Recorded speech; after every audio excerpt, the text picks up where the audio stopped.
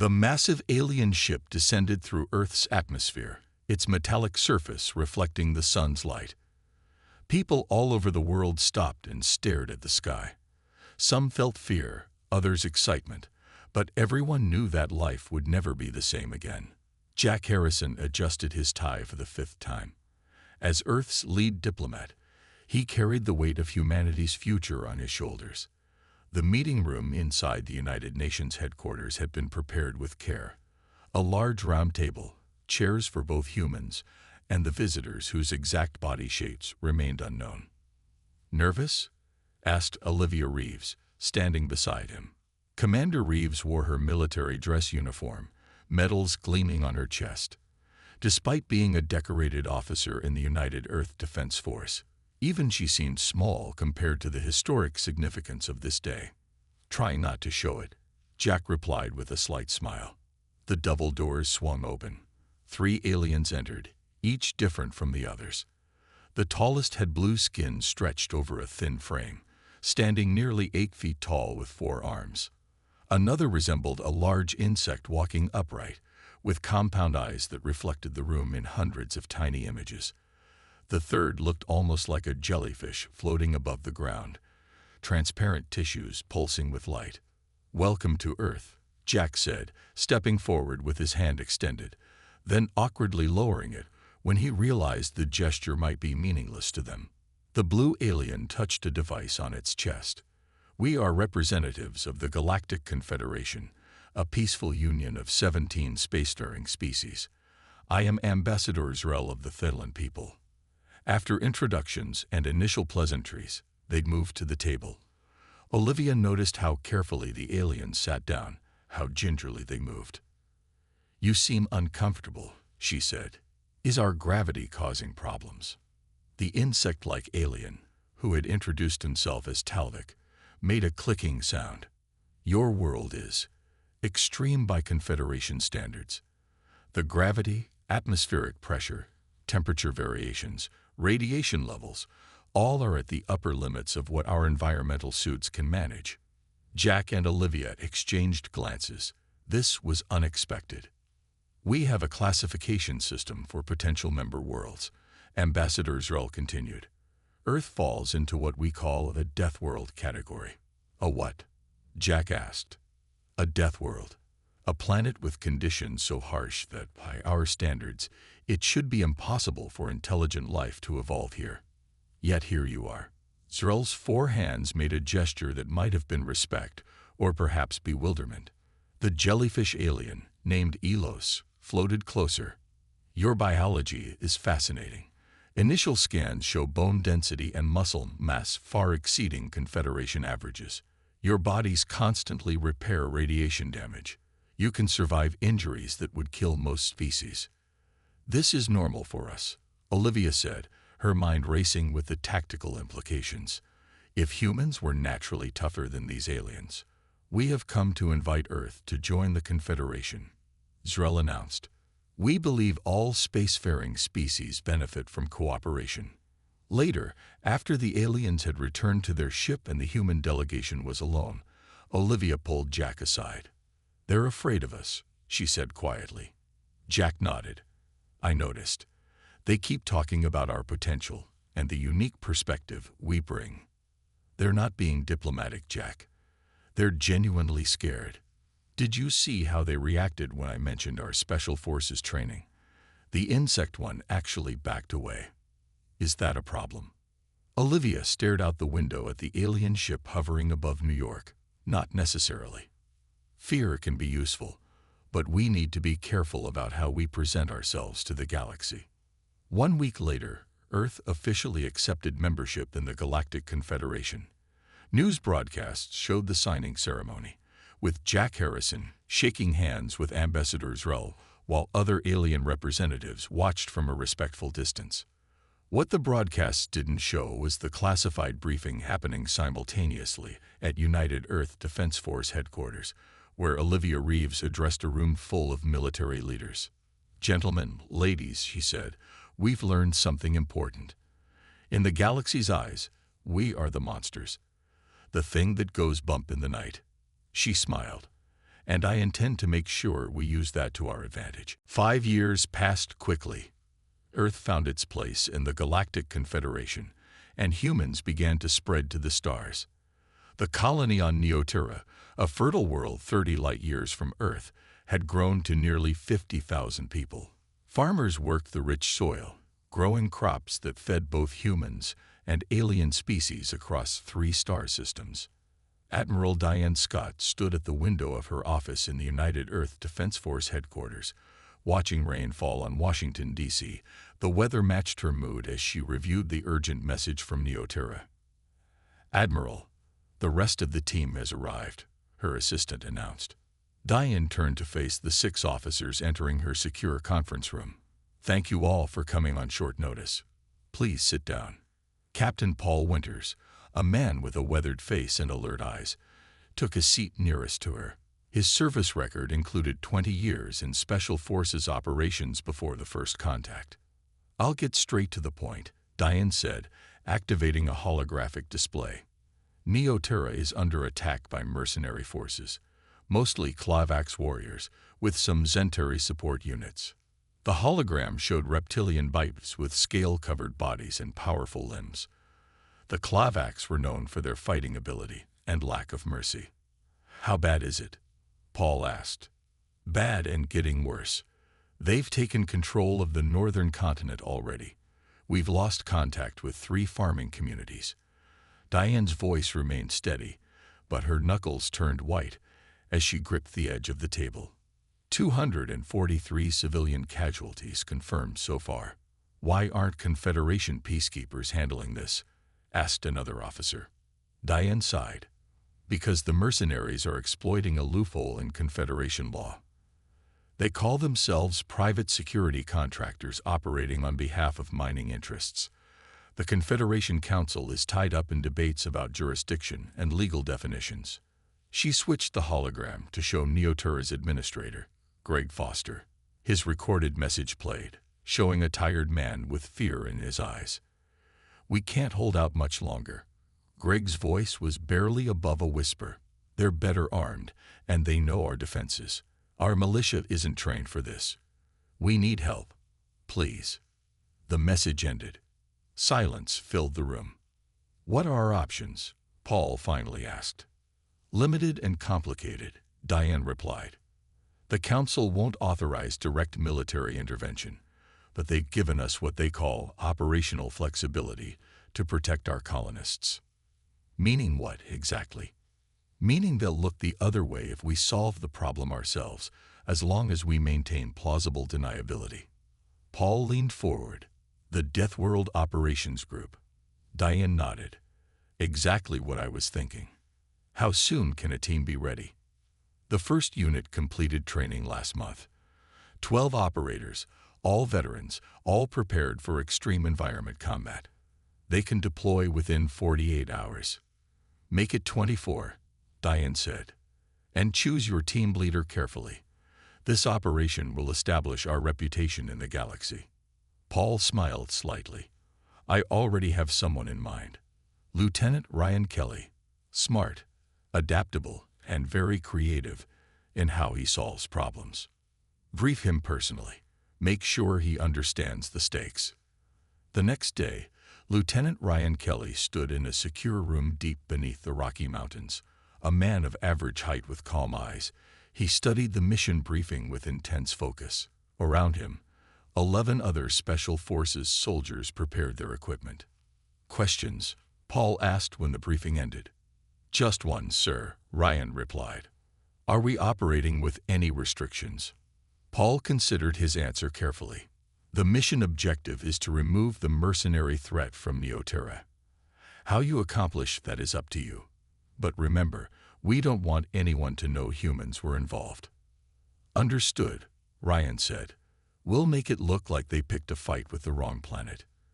In their corner of the room, communications specialist Natalie Diaz checked her gear while talking quietly with sniper Kate Martinez and demolitions expert Derek Johnson.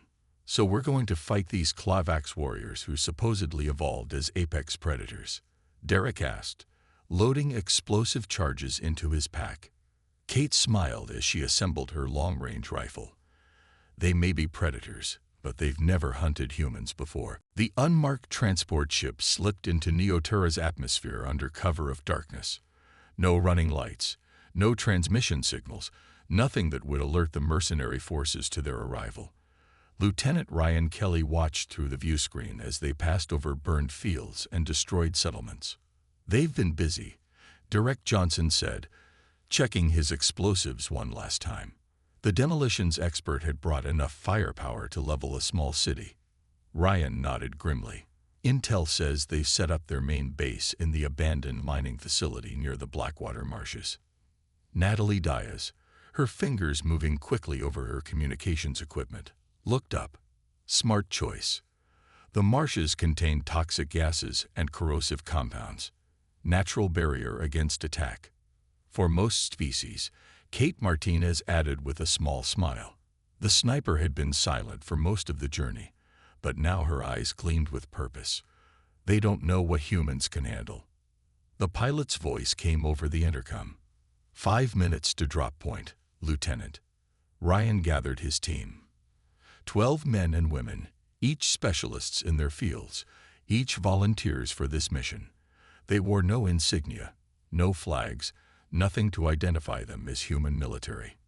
"Remember the plan," Ryan said. "We move in small teams. We stay invisible.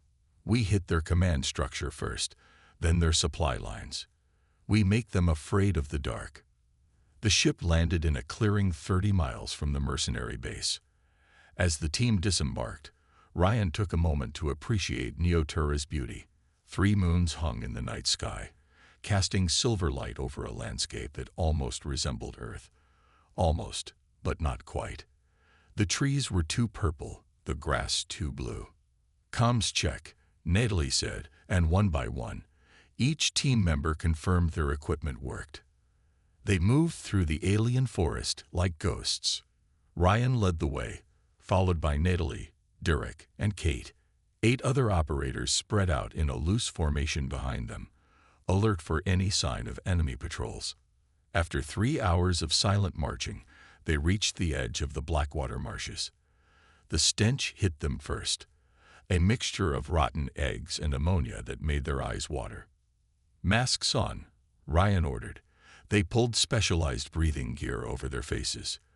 The equipment had been designed specifically for Neotura's unique atmospheric challenges. Derek tested the ground with a probe. "The liquid is acidic enough to eat through standard boots in about an hour. Our reinforced gear should hold for 6, maybe 7 hours." "More than enough time," Ryan said. "Let's move." They waded into the marsh, the black water reaching their knees. Steam rose around them, caustic vapors that would burn the lungs of anyone without protection. Through his night vision goggles, Ryan saw heat signatures of alien life forms moving beneath the surface. Nothing large enough to threaten them, but a reminder that they were far from home. "Hold," Kate whispered suddenly, raising her fist. Everyone froze. Through the mist ahead, they saw lights. A mercenary patrol, 4 Clavax warriors riding on hover platforms above the marsh's surface. The reptilian aliens wore heavy armor and carried energy weapons that glowed with green light. Ryan signaled his team to take cover among the twisted vegetation. They watched as the patrol passed by, totally unaware of the humans hiding just 30 feet away. "They're not even looking down," Natalie observed quietly. "They don't expect anyone to be in the marsh itself." "Their mistake," Ryan replied. When the patrol disappeared, they continued forward. After another hour, they reached solid ground. Ahead loomed the mining facility, a sprawling complex of metal buildings, guard towers, and landing pads. Mercenary ships rested on the tarmac, and armed guards patrolled the perimeter. Ryan used a small scope to study the base. "I count at least 60 hostiles on the outside, probably 3 times that number inside." "Against 12 of us," Derek said. "Good odds." Kate adjusted her sniper rifle. "I can start taking out the tower guards whenever you're ready." Ryan checked the time. "We wait. Attack at 300 hours, when their alertness is lowest." "Natalie, start jamming their communications now," slowly enough that they think it's just equipment failure. Natalie nodded and began working her electronic magic. Remember, Ryan told his team as they prepared for the assault, we're not just fighting for Neoterra. We're setting an example for the entire galaxy.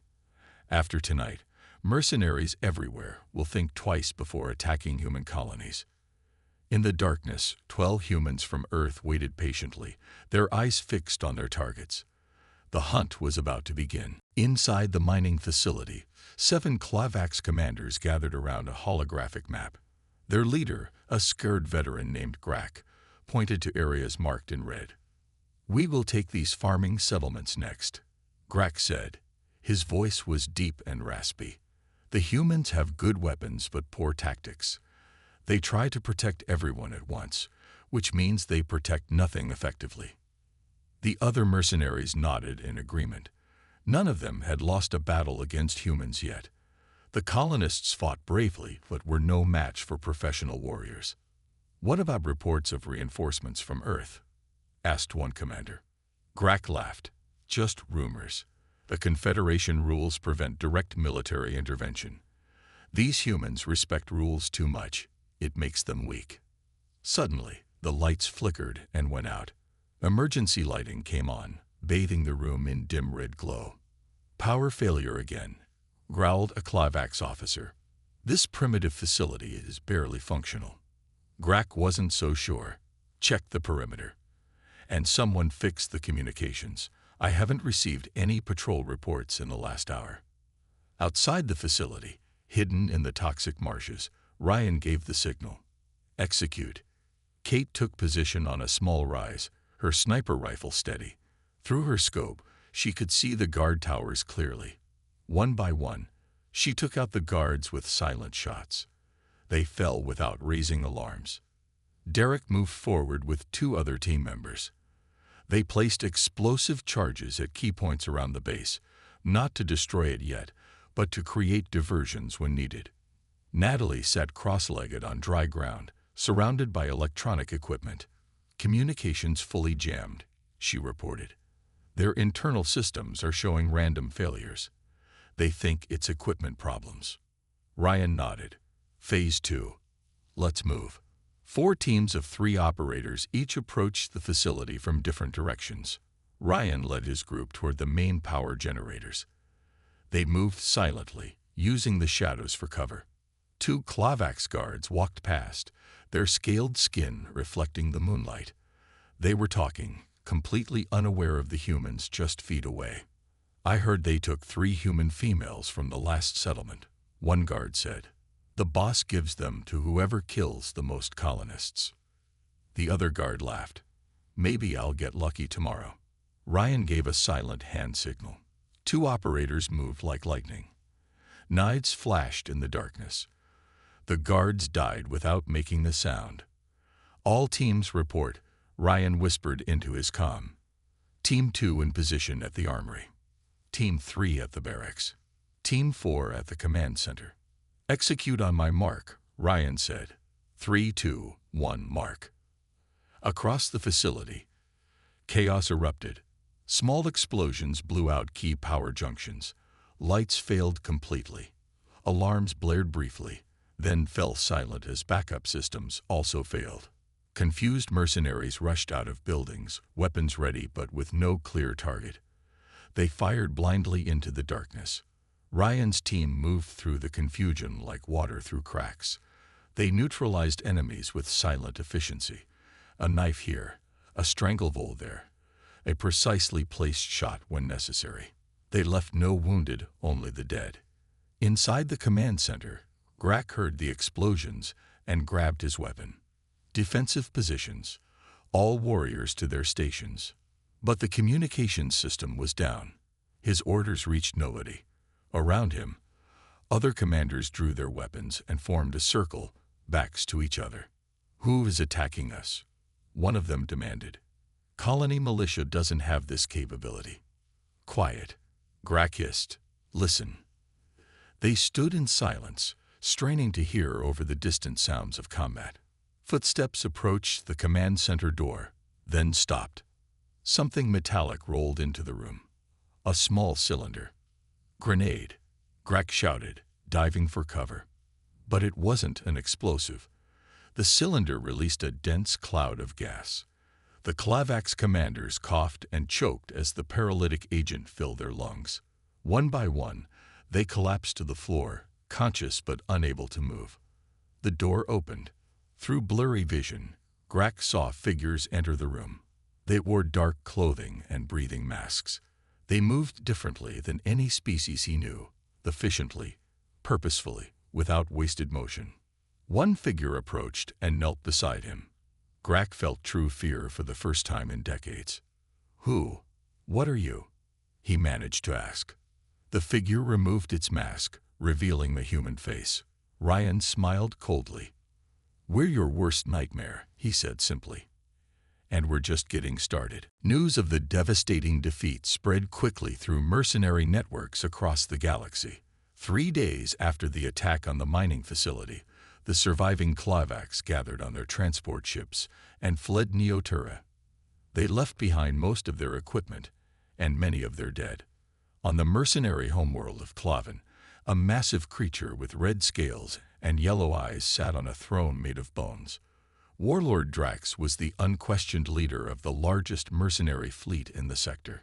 He watched the recording from Neoterra for the 3rd time, his expression unreadable. The recording showed only fragments: security camera footage, helmet recordings, and emergency transmissions. Most ended abruptly in static. What they revealed was disturbing. Silent deaths in the darkness, precise attacks that crippled key systems, and enemies who moved through toxic environments with ease. "Play the survivor's testimony again," Drax ordered. A hologram appeared, showing a badly injured Klavax warrior. "They came through the marshes. The poisonous marshes. No species can survive those toxins, but they did. They moved like shadows. We never saw them coming. They killed 60 warriors without firing a single energy weapon. Just knives and these primitive projectile weapons that made no sound." The warrior paused, trembling. Commander Grek was taken. They released him 2 days later, alone in the wilderness. He hasn't spoken a word since. His eyes just stare, like he's seen something that broke his mind. Drax switched off the recording. "Interesting," he said. His voice was surprisingly soft for such a large creature. "Very interesting." His second in command, a female Klavax named Sith, stepped forward. "What species could do this?" "The humans. They're just farmers on that world." "Perhaps not all humans are farmers," Drax replied. "Remember what the Confederation scientists said when Earth joined. Humans come from a world much harsher than most. A death world, they called it. But even Deathworlders shouldn't be able to move through those marshes," Sith argued. "Unless they've evolved to withstand toxins," Drax said thoughtfully, "or have technology we haven't seen before." He stood up, towering over his subordinates. "I want our best hunters deployed to Neoterra immediately. Whatever force defeated our operation must be identified. The bounty will be enormous." On Neoterra, Ryan's team had moved to their second target, a mercenary supply depot on the planet's small moon. From their hidden base in an abandoned mining tunnel, they monitored enemy communications. "They still don't realize it's humans," Natalie said, removing her headphones. "The survivors are telling wild stories, invisible monsters that breathe poison, warriors that can see in absolute darkness." Kate cleaned her rifle nearby. "Let them think that. Fear is a weapon too." Derek looked up from where he was preparing new explosive devices. "We've got incoming ships. 3 of them, much bigger than the ones we dealt with before." Ryan studied the tactical display. "Reinforcements. They're taking the bait." "We knew they would," Natalie said. "Mercenaries can't resist a challenge, especially when their reputation is damaged." Ryan gathered his team. "New rules of engagement. These newcomers will be more cautious, more prepared. We need to be even more invisible. No bodies found, no evidence left behind. We become the ghosts they already think we are." The operators nodded, their faces showing grim determination. Intel says their leader is a warlord named Drax, Ryan continued. He's brought his elite hunters, warriors who have put down rebellions on dozens of worlds. Sounds like fun, Derek said with a slight smile. Ryan's expression remained serious.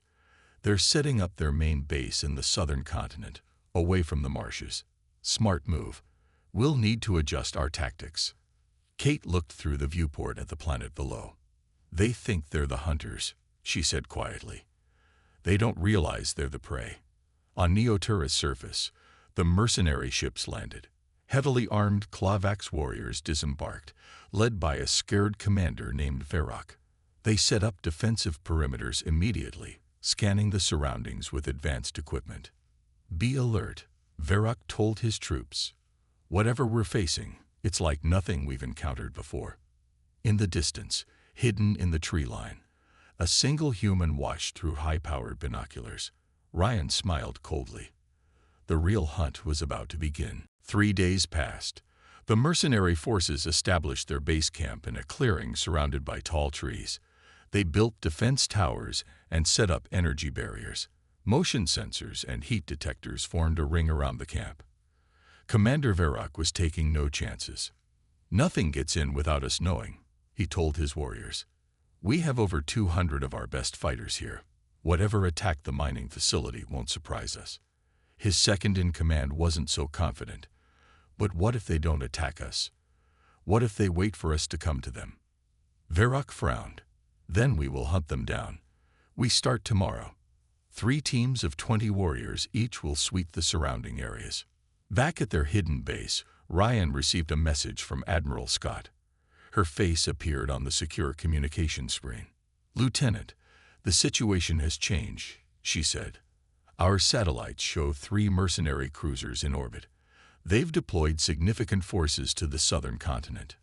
We know, Admiral, Ryan replied. We're monitoring their movements. This is beyond your original mission parameters. These aren't just random mercenaries anymore. Intelligence says Warlord Drax himself has taken an interest. His elite hunters are down there. Ryan's expression didn't change. That's exactly what we wanted, Admiral. They're committing their best forces to hunt us. Now we hunt them. Admiral Scott studied him carefully. You're outnumbered more than 15 to 1. Numbers don't matter in this kind of warfare. We're breaking them into smaller groups now. Very well, Lieutenant. Just remember, no prisoners we have to account for later. Understood, Admiral. Kelly out. Ryan turned to his team. They had gathered to hear the communication. You heard her. Things are escalating. We need to change tactics. He divided his 12 operators into 4 3-person cells. Each would operate independently, but coordinate their actions. Ryan would lead one cell with Natalie and Derek. Kate would lead the second with 2 other operators. The remaining 6 operators formed the 3rd and 4th cells. We hit them where they don't expect us, Ryan explained. Use the environment. Use their assumptions against them.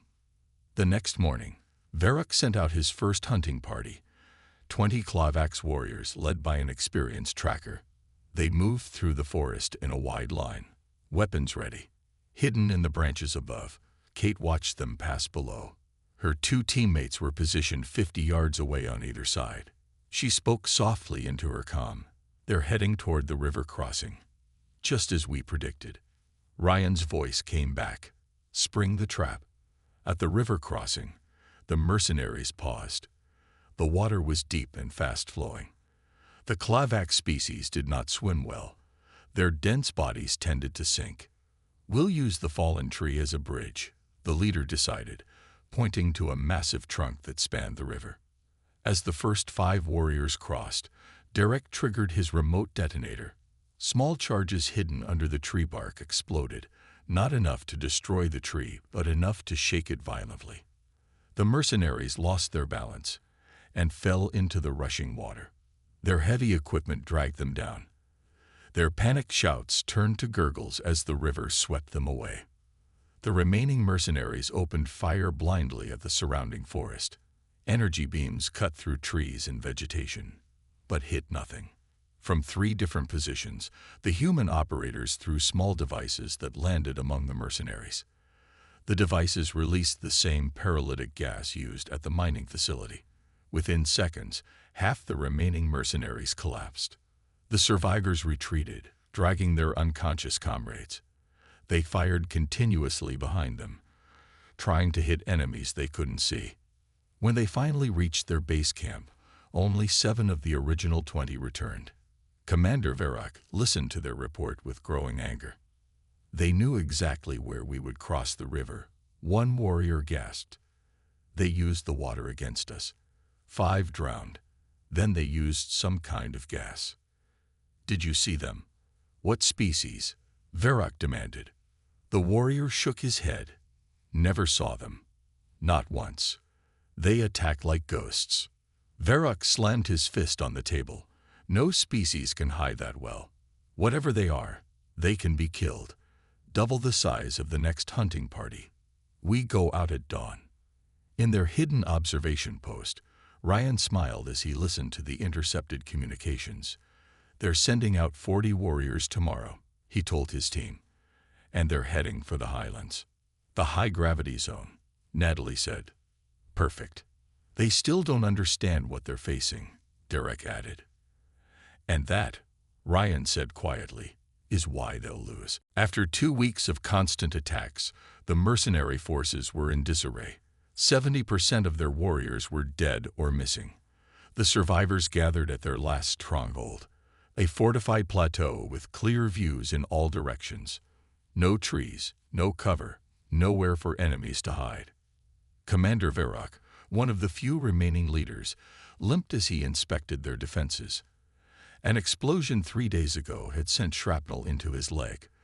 The wound should have healed by now, but something in the metal prevented normal healing. Status report, he demanded. His aide looked down at a data pad. 212 warriors lost, 43 ships damaged or destroyed, all outposts abandoned. We're down to our last 67 fighters. Verak hissed in frustration, and still no confirmed kills of the enemy. Not one body, not even blood. A wounded Zentari mercenary sat nearby, his insect-like limbs bandaged. They move like ghosts, he said, repeating what had become a common phrase among the survivors. They don't tire. They don't stop. Even when hit, they keep fighting.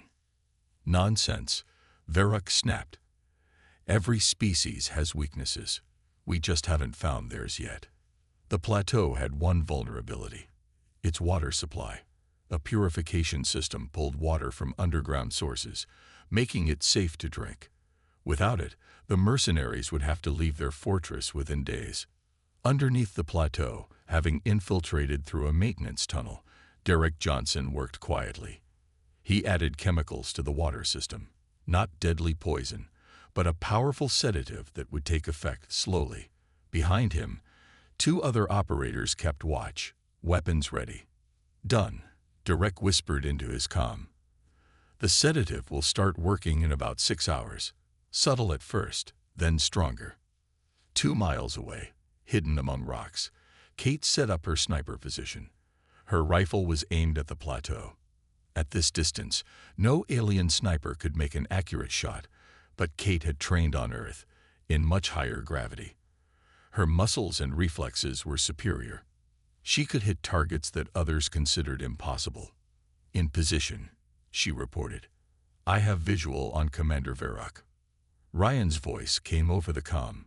Don't take the shot yet. Wait for my signal. Ryan and Natalie were closest to the plateau, hidden in a small cave. They had been watching the mercenaries for days, learning their patterns.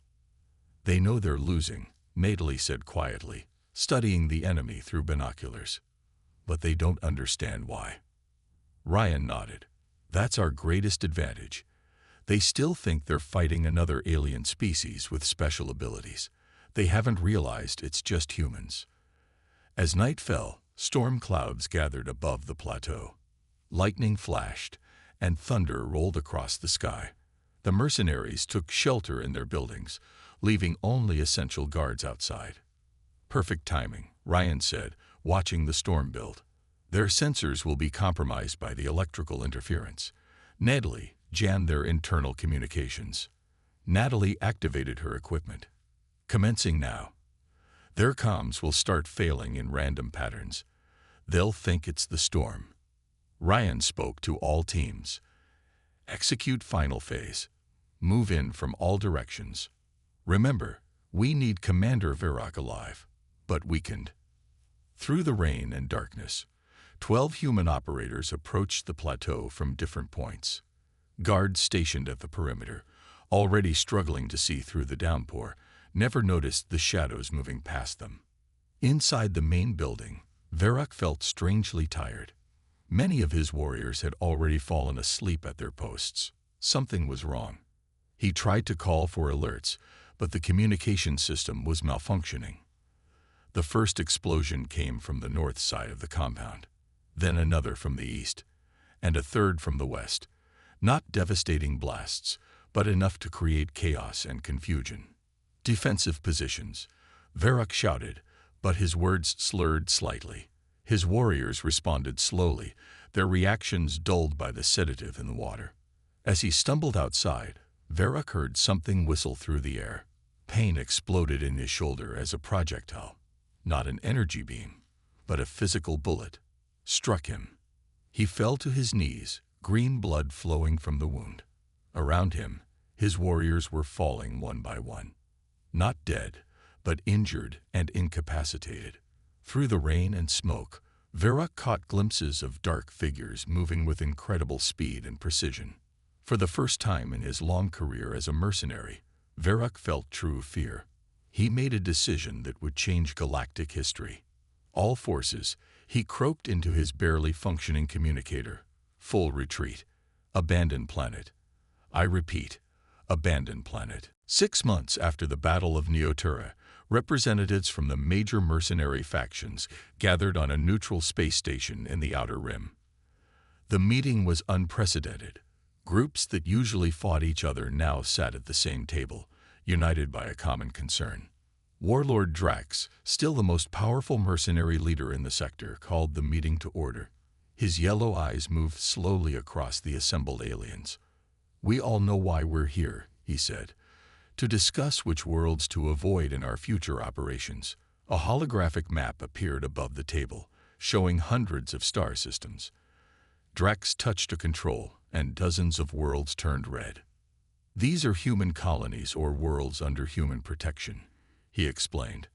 "Based on what happened at Neoterra, I propose we declare these systems off-limits." There were murmurs of agreement. The Zentari representative raised a claw. What exactly happened at Neoterra? The survivors tell different stories. Drax gestured to Commander Varrock, who sat silently at his side. The once proud warrior had lost weight. His scales had dulled, and his eyes darted nervously around the room. "Commander Varrock led our best warriors there," Drax said. "He can tell you." Varrock stood slowly. "We lost over 200 elite fighters," he said quietly, "against 12 enemies." 12. Someone asked incredulously. "What species?" "We don't know for certain," Varrock admitted. "We never captured one. We never even found a body. But evidence suggests." He hesitated. "Humans." Several mercenary leaders laughed in disbelief. "Humans?" One scoffed. "Soft creatures from a wet world." Varrock's eyes flashed with sudden anger. "Their world isn't soft. It's a death world, with gravity, pressure, and toxins that would kill most of you. They evolved to survive conditions we can barely tolerate. They used our weaknesses against us. They moved through poison swamps. They fought in gravity that slowed us down. They operated in darkness as if it were daylight." His voice dropped to almost a whisper. "And they let me live, to deliver a message." On Earth, Admiral Diane Scott stood before the Confederation Council in their grand chamber. Representatives from 17 alien species listened as she delivered her report. "The mercenary incursions have decreased by 87% in the last 6 months, she stated. "All human colonies are currently secure. The Zentari counselor leaned forward. A remarkable change. And how exactly did this happen, Admiral? Scott's face revealed nothing. Perhaps the mercenaries finally realized that targeting certain worlds isn't worth the cost. The alien representatives exchanged knowing looks. They had heard rumors of invisible soldiers who used poisonous environments as weapons, who continued fighting despite wounds that would kill normal beings, who struck without warning and vanished without trace. Indeed, the Zentari counselor replied diplomatically, "How fortunate that the problem has resolved itself." In a secure facility on Mars, Ryan Kelly and his team received new mission parameters. The 12 operators sat around a table, studying information on their datapads. "The Draxian pirates have been raiding shipping lanes near Alpha Centauri," Ryan explained.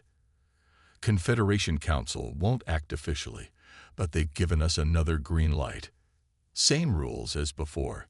asked Derek. Ryan nodded. "No evidence left behind. No survivors to tell the tale." Natalie looked up from her communications equipment. "The mercenary networks are buzzing with stories about Neoterra. They're calling it the ghost planet now. No one wants to go near it." Kate smiled slightly as she cleaned her rifle. "Good. Fear is spreading. That's our real mission," Ryan told them. "Not just to win battles, but to create a legend. We've taught them to fear the unknown. Now we need to ensure they never discover exactly what they're afraid of." As the team prepared for their new mission, a message arrived from Admiral Scott. It contained only 4 words. "Keep them guessing, Lieutenant." Throughout the galaxy, stories spread in shadowy bars and mercenary hideouts. Tales of unstoppable warriors who emerged from toxic environments, who hunted the hunters, who never left enemies alive. The message was clear: attack human worlds at your peril.